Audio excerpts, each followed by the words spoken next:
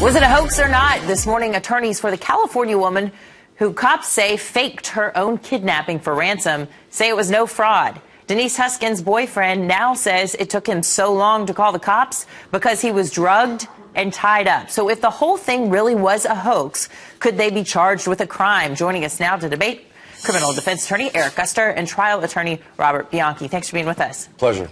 Bob, you're a former prosecutor in the state of New Jersey. You're not buying it. No, I mean, listen, I've been involved in cases like this, and you have to take a lot of time. We need a lot of facts. But obviously, from the very beginning, the police did not believe these details.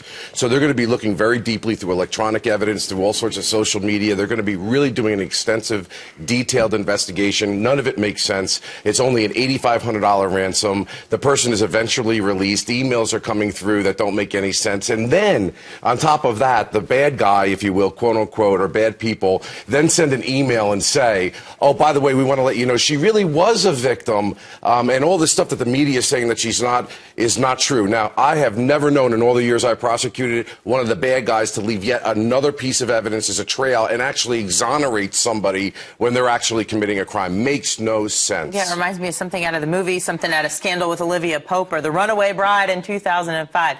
Eric, what kind of an argument would you use for her? Could she potentially be under the control of her boyfriend? And she might be. Now, the real crime here is her asking for an $8,500 ransom.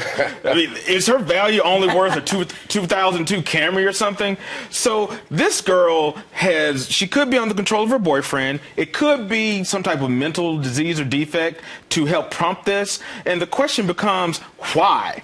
Why would you ask for a ransom in such as this? Because just like Bob said, in these types of cases, we see them all the time where people have been watching too much TV and watching movies and come up with this grand idea, let me fake this or fake a theft or fake a kidnapping in order to get profits. And that's a problem for them. Well, when you think about the assets, the amount of money spent on the police looking for her and potentially not being able to have time to go somewhere else.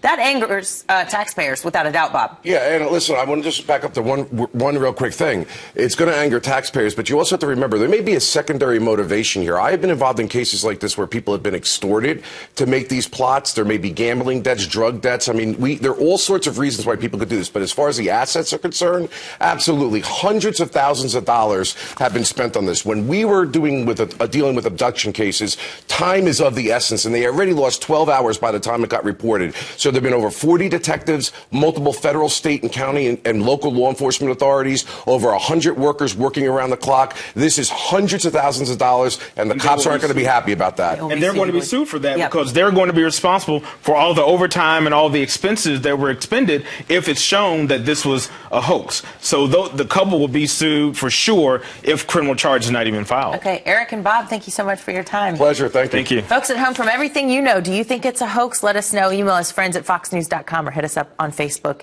and Twitter.